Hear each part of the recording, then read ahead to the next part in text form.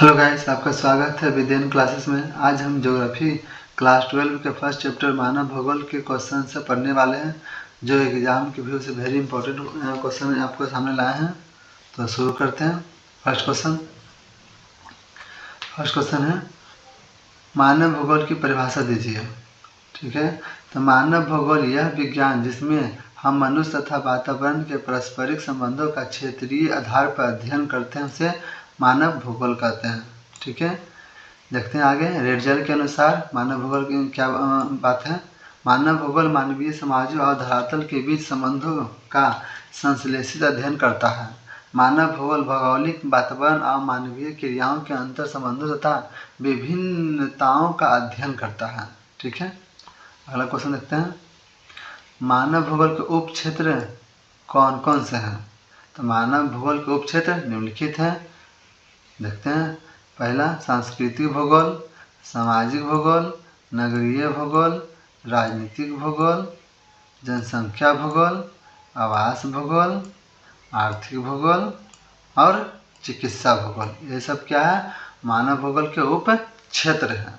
ठीक है, अगला क्वेश्चन पढ़ते हैं। मानव भूगोल के प्रमुख उपगम कौन कौन से हैं? तो मानव भूगोल के प्रमुख उपगम निम्नलिखित हैं। पहला देखते हैं, अन्वेषण और विवरण। दूसरा, प्रादेशिक विश्लेषण। तीसरा, क्षेत्रीय विभेदन। चौथा, स्थानिक संगठन।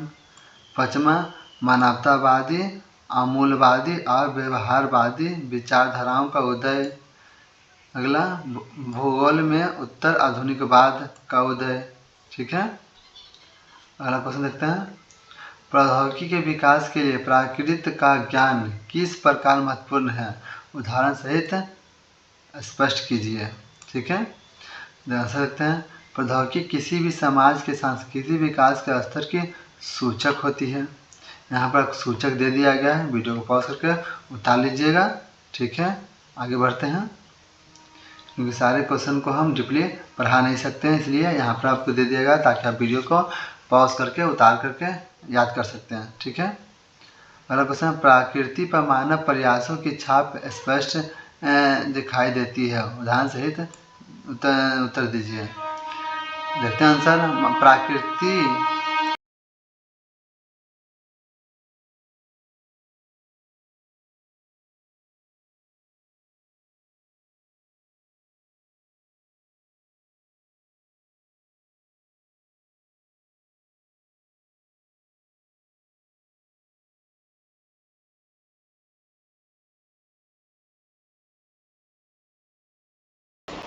प्रकृति अवसर प्रदान करती है और मानव उनका उपयोग करता है, और धीरे धीरे प्रकृति का मानवीकरण हो जाता है तथा प्रकृति मानव प्रयासों की छाप पड़ने लगती है।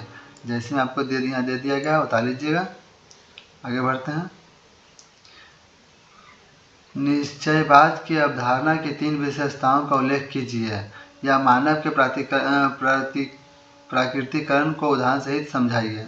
ठीक है, यहाँ निश्चयवाद की अवधारणा की विशेषताएं निम्नलिखित है।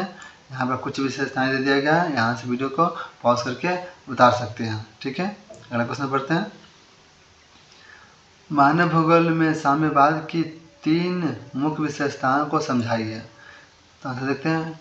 मानव भूगोल में साम्यवाद की 3 मुख्य विशेषताएं निम्नलिखित होती है। कौन कौन होती है यहाँ पर दे दिए गया है, यहाँ वीडियो को पॉज करके उतार सकते हैं।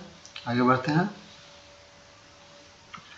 मानव भूगोल की कल्याणपरक विचारधारा की 3 प्रमुख विशेषताएं लिखिए। आंसर देखते हैं। कल्याणपरक विचारधारा की 3 प्रमुख विशेषताएं निम्नलिखित होती है। कौन कौन होती है यहाँ पर दे दिया गया है, बता लीजिएगा। आगे बढ़ते हैं। मानव भूगोल के अध्ययन के लिए लुसियन फ्रेबे ने किस विचारधारा का अनुसरण किया है? इस विचारधारा की 2 विशेषताओं का उल्लेख कीजिए। ठीक है, यहाँ 2 विचारधारा बोला है, यहाँ कुछ ज़्यादा विचारधारा के उल्लेख हम आपको समझ दिए ताकि आप उतार सकते हैं। ठीक है, मानव भूगोल के अध्ययन के लिए लुसियन फ्रेबे ने निम्नलिखित विचारधारा को प्रकट किया है, देख लीजिएगा।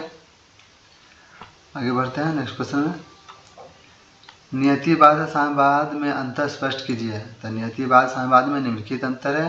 यहाँ पर से कुछ अंतर दे दिया गया है, यहाँ से आप देख करके उतार सकते हैं, याद करने के लिए होगा। आगे बढ़ते हैं। क्रमबद्ध भूगोल तथा प्रादेशिक भूगोल में अंतर स्पष्ट कीजिए। तो क्रमबद्ध भूगोल तथा प्रादेशिक भूगोल में निम्नलिखित अंतर है। यहाँ कुछ अंतर दे दिया गया है, देख लीजिए। जैसे क्रमबद्ध भूगोल है, यहाँ प्रादेशिक भूगोल है, देख के हिसाब से उतार लीजिएगा। लास्ट क्वेश्चन देखते हैं। नवनिश्चयवाद की 3 विशेषताएं बताइए। तो नवनिश्चयवाद की 3 से ज़्यादा विशेषताओं का हमने उल्लेख यहाँ पर कर दिए हैं, ताकि आप वहाँ से वीडियो को देख के उतार सकते हैं। ठीक है दोस्तों, तब मिलते हैं नेक्स्ट वीडियो में। यदि ये वीडियो आपको अच्छा लगे तो इसे लाइक शेयर कमेंट करना ना भूलें। इस तरह की वीडियो दोबारा प्राप्त करने के लिए नोटिफिकेशन को ऑन कर लें। धन्यवाद।